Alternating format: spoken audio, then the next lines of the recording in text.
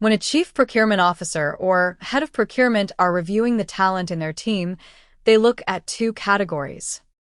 One with a broad skill set, also known as the generalist, and those with a deep skill set, also known as the expert or specialist. These categories form two distinct gears in the procurement engine. The generalist dominates the overall process. They are masters of the procurement lifecycle itself, while the expert dominates specific aspects of procurement, such as commercial negotiation or category strategy. So let's break it down in this video and figure out which one wins. Welcome to the Procurement Signal, the place for curious supply chain professionals ready to develop. Every week, we dive straight into how modern teams are transforming supplier relationships, elevating vendor management, tackling risk, and driving real sustainability impact. If you are ready to move out of a back-office function and into a strategic powerhouse, you are in the right place. This is your signal. Amplify what you can be.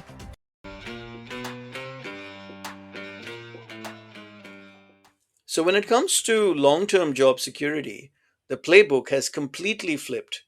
The debate between a broad skill set, the generalist, and a deep subject matter expert is no longer about who is better, but it's about which one can handle change better.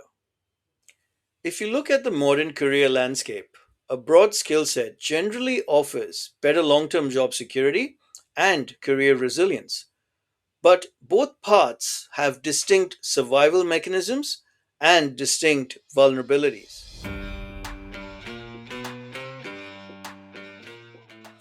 People with broad skill sets have moved across different roles, different functions, different industries. They might not be the world's leading expert on a single topic, but they understand how organizations work. So, why is this secure? There's three attributes to it: versatility, transferable skills, and people connection. If an industry takes a downturn or a company gets acquired, generalists are extremely versatile to adapt to change. They can move between departments, they can move up or down the corporate ladder, and they possess a set of transferable skills like project management, leadership qualities, and openness to business transformation. Plus, there is the people connection. So, people in broad roles or generalists require high emotional intelligence and really good stakeholder management. They're great at connecting the dots and reading between the lines. Okay, so it's not all sunshine for the generalist. There's a couple of risks that are linked with the broad skill set type of people. The first one being because they move horizontally across different roles and industries or departments, there's a risk that their seniority level doesn't go up. And so, what that means is that goes back to remuneration or salaries. So, their salaries could remain flat for a long period of time until they build that experience. The second risk with generalists is the risk of imposter syndrome. So, when they move, because they're always keen to move into a different role and learn new things, for a period of time until they actually understand the landscape, there could be that risk of imposter syndrome where they are actually mimicking something that they truly are not. However, given these couple of risks, overall, generalists still have the upper hand when it comes to the transferable skills, the people connection, and the versatility they have in their career. The experts are the people who have stayed in the same lane, building deep technical expertise in one field or in an industry. Their security comes from irreplaceability, at least in the short term, where a company really values that expertise, or they may be solving a niche problem for the organization. So, usually, organizations cannot hire generalists for those expert roles. However, that's until there is a market disruption. Let me give you an example. So, an organization has a local software team that's maintaining on prem infrastructure. Over time, the business decides to move that infrastructure to the cloud. Now, the cloud provider not only provides the infrastructure, but also provides the people and the support, which is often remote. All of a sudden, because of a change in that strategy, this team of software engineers are no longer required. Now, they are deep experts in that on prem infrastructure. But because the business has changed their strategy, their operating strategy, this local team is affected. And that's precisely the problem or the risk of the experts. They have to watch out for changes in business environments, macroeconomics, because they never know when their deep expertise may no longer be valued down the track.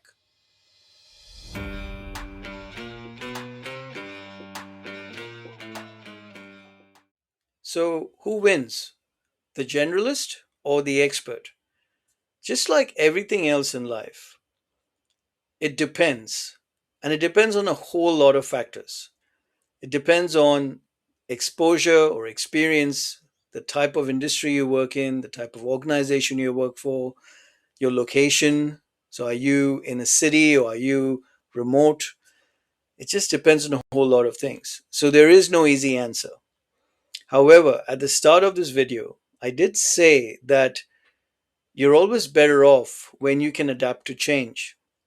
And so, whether you're a generalist in your skill set or you're a subject matter expert, your ability to adapt to change is the one that will come out on top at the end of the day. Job security is an illusion. It's not like 20, 30 years ago where people stayed in one role, one organization, and retired. Today, things are very different. With technology advancements, with staff augmentation models, mergers and acquisitions, your job and your career is really your responsibility to watch out for.